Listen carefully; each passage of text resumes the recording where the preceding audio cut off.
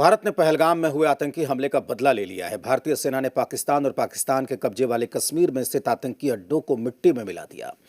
Operation सिंदूर के तहत की गई इस कार्रवाई में भारत के मोस्ट वांटेड आतंकी मसूद अजहर के परिवार के 14 लोग मारे गए। हमले के बाद आतंकी मसूद अजहर ने बयान जारी कर कहा कि अच्छा होता हमले में मैं भी मर जाता।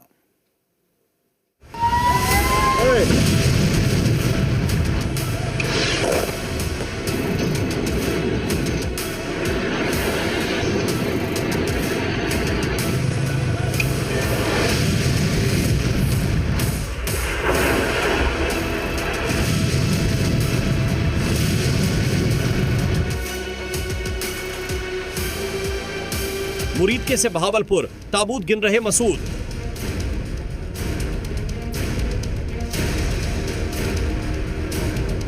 पहलगाम का इंतकाम, खत्म हो गया मसूद का परिवार।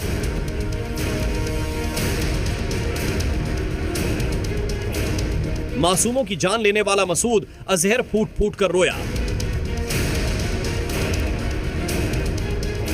ऑपरेशन सिंदूर, मसूद रोने पर मजबूर।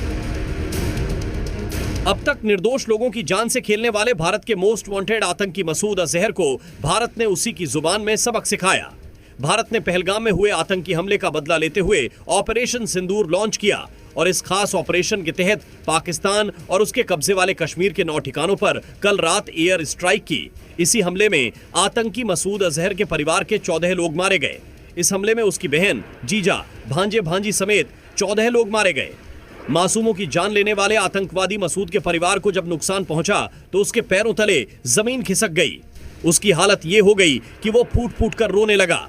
इसके बाद मसूद अजहर ने एक बयान जारी किया जिसमें कहा कि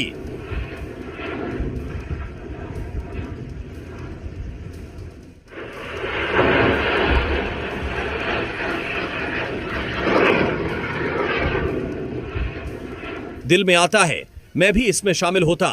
मेरे भांजे भांजी मारे गए। इतना दुख है कि मैं बता नहीं सकता। अब कोई रहम की उम्मीद न रखे। अपनी आतंकी साजिशों से आम नागरिकों की जान लेने वाला आतंकी मसूद अजहर आज अपने परिवार के लिए रो रहा है। अब उसके पास कुछ नहीं बचा है, न ही परिवार है और न ही भारत ने वो ठिकाने छोड़े हैं जहां से आतंकियों को ट्रेन किया जाता था। और यही वजह है कि अब वो रो रहा है और कह रहा है कि मैं भी मर जाता तो अच्छा होता। पहलगाम हमले का बदला भारत ने पीओके में घुसकर 9 टेरर लॉन्चिंग पैड को नष्ट करके लिया है। जहां पे भारत ने स्ट्राइक की उसमें बहावलपुर, मुरीदके और मुजफ्फराबाद शामिल है।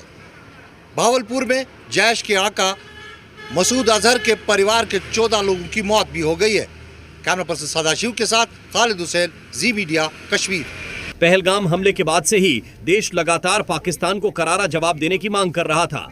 प्रधानमंत्री नरेंद्र मोदी खुद भी ऐलान कर चुके थे कि आतंकियों की बची कुची जमीन को भी इस बार मिटा दिया जाएगा। देश को 15 दिन से जिस एक्शन का इंतजार था वो आज पूरा हुआ। इस हमले के जरिए भारत ने साफ कर दिया कि हमला कितना भी बड़ा हो, भारत भूलेगा नहीं और आतंकी कहीं भी छिपे हों उन्हें छोड़ेंगे नहीं।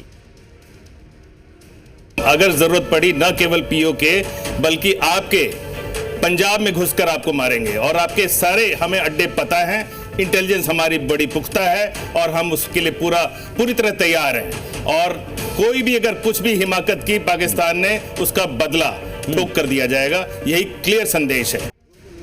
भारतीय सेना ने जिन ठिकानों पर हमला किया उनमें बहावलपुर और मुरीद के प्रमुख रूप से शामिल हैं। लेकिन सवाल यह है कि आखिर सेना ने इन 2 ठिकानों को ही क्यों चुना। बहावलपुर को आतंकी संगठन जैश ए मोहम्मद का गढ़ माना जाता है। बहावलपुर में ही जैश ए मोहम्मद का मुख्यालय है। मसूद अजहर बहावलपुर के मुख्यालय में ही कड़ी सुरक्षा में रहता है। बहावलपुर में ही जैश ए मोहम्मद के लिए भर्ती, फंडिंग और ट्रेनिंग का केंद्र है। ये वही मसूद अजहर है जिसे 1999 में इंडियन एयरलाइंस की उड़ान IC 814 के अपहरण के बाद यात्रियों की रिहाई के बदले में छोड़ा गया था। इसके बाद मसूद अजहर ने कई आतंकी घटनाओं को अंजाम दिया। 2001 दिल्ली में संसद पर हमला, 2001 जम्मू कश्मीर विधानसभा पर हमला, 2016 पठानकोट और उरी में हमले, 2019 पुलवामा में हमला।